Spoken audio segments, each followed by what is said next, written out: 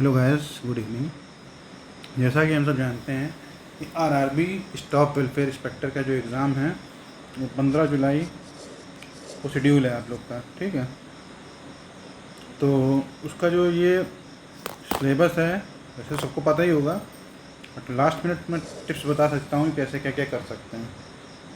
देखिए, 50 नंबर का ये होता है आई थिंक। बाकी आपका जो 70 नंबर का होता है उसमें आपका इंग्लिश नहीं आता शायद, इसमें रीजनिंग, मैथ और जनरल साइंस है, ठीक है।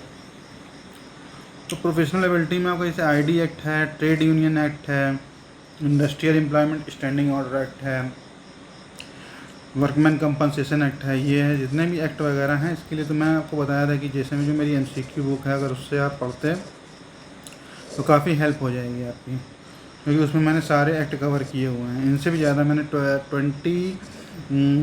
25 लेबर लॉस कवर किए हुए हैं।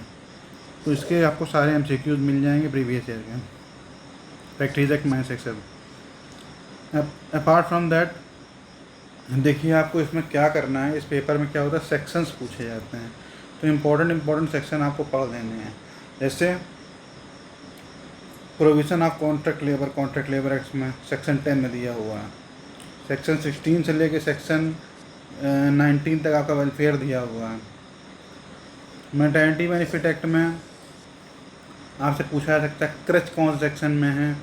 सेक्शन 11 में है, 11A में है शायद। तो इस टाइप के क्वेश्चन पूछे जा सकते हैं, सेक्शन से भी क्वेश्चन आएंगे। इसके बाद आपका बेसिक्स ऑफ कंप्यूटर वो सिंपल रहता है, बहुत ज़्यादा डिफिकल्ट नहीं है। MS Word, MS Excel, PowerPoint, input device, output device, वो सब आप अरिहंत की बुक जिसने पढ़ी होगी उससे आराम से हो जाएगा। RTI एक्ट अच्छे से पढ़ लीजिएगा। RTI एक्ट में पूछते हैं कि कितने दिन में आप RTI का मतलब रिप्लाई होता है। RTI से आपका मुश्किल 4 से 5 क्वेश्चन आएगा, तो उसको अच्छे से पढ़िएगा। और NPS के मैं 20-25 MCQ 1-2 दिन में सॉल्व करा दूंगा। और इसके जो उसका PDF ऑलरेडी मेरे टेलीग्राम चैनल पे है, अगर आप चाहें तो उसको रेफ़र कर सकते हैं, नहीं तो मैं इसका MCQ सॉल्व कराऊंगा, उसको आप पढ़ लीजिएगा, आपका ये भी प्रिपरेशन हो जाएगा। बाकी रीजनिंग, मैथ और GK आई होप ऑलरेडी आप प्रिपेयर कर चुके होंगे, वो SSC लेवल की ही रहेगी, तो आप उसको कर सकते हैं, सिंपल है, ठीक है। तो बेसिकली यही था इसमें। All the best.